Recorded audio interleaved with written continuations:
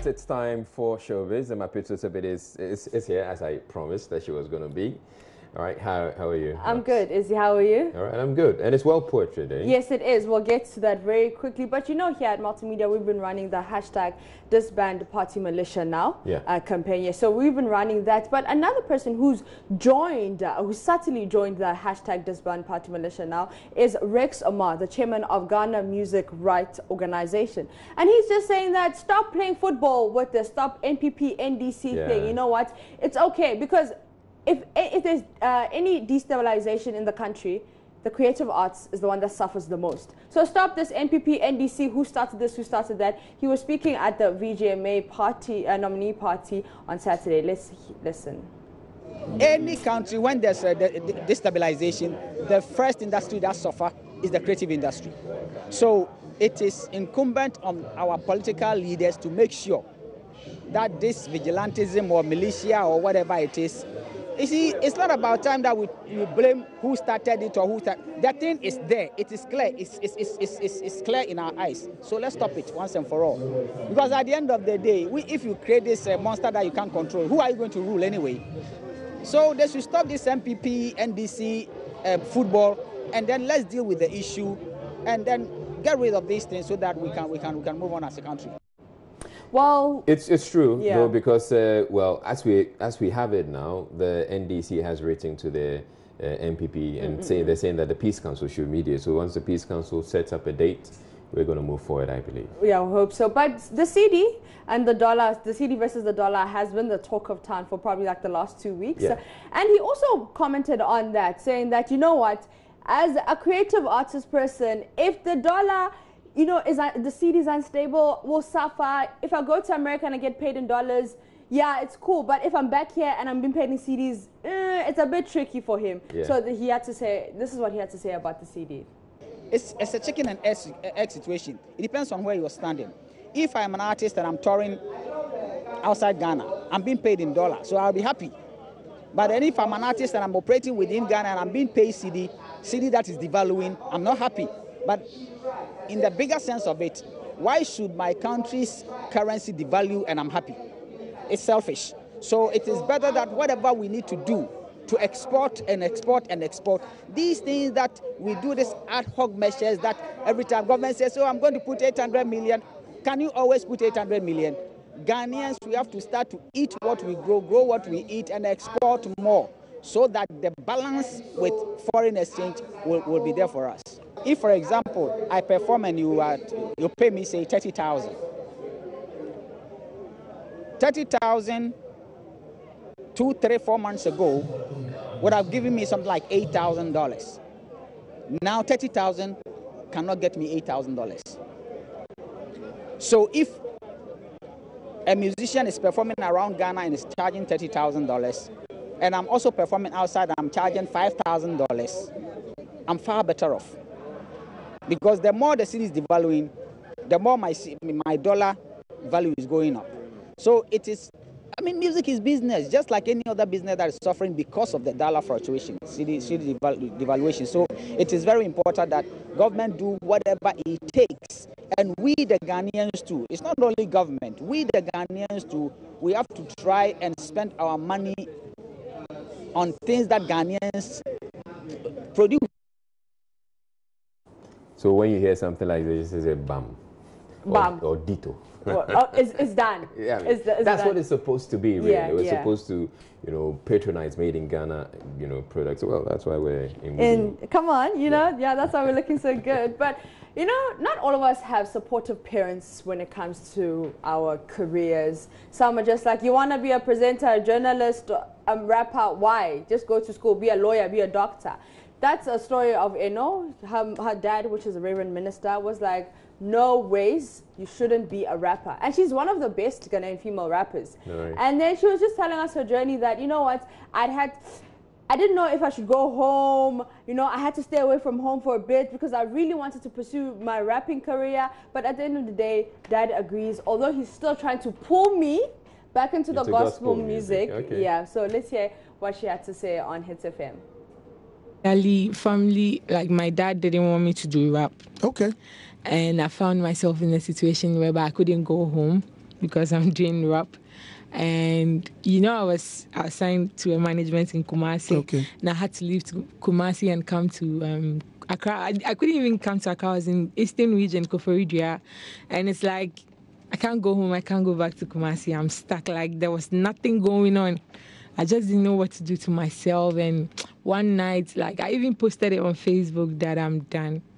And then, yeah, I did. And then a lot of people were like, why? I didn't even know. I never had like much comments like that. People thought I was just faking it, but I knew what I was going through that night. And, you know, the next morning I was back because I saw all this people. I was like, really?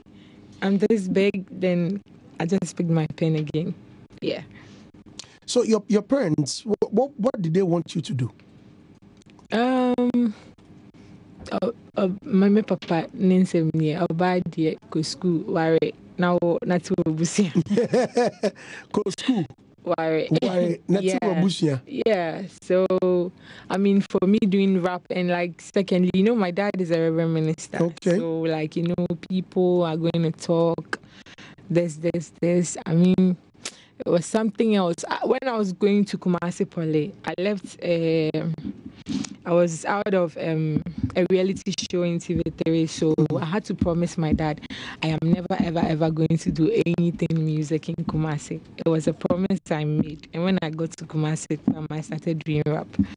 Yeah, so, I mean, they don't expect me. Well, lucky, huh? Yeah, lucky, huh? You know, but one question I never get with these stars, once they become big stars and they start wearing shades in the room. I seriously, even in the club, you go to the club and you're jamming and people are in shades, and I'm like, yeah, really? They come on seriously, TV with all the like my future is too bright. Hold up, no, yeah, okay, well, like you said, it's World Poetry. World Poetry Day. Yes, and Ajima Beko was speaking about World Poetry Day and saying that, you know, as Ghanaian poets are just throwing their God-given talent away. They're lazing around and they're trying to compete with the musicians. You know, instead of just nurturing your own talent and just being yourself in your area of expertise, just don't compare yourself to musicians. And he also recited a poem, so let's check that out. The few that occupy the poetry space in these parts, it's almost as if we want to rival the musicians and then sing praises and love songs and whatnot. No, that's not the essence of poetry. We must be heard. We are lazing around. We are toying with our God-given talents, and it is a miserable situation. Last year, same time, we sat here, and I bemoaned the lack of quality representation through poetry in our socio-cultural development as a people.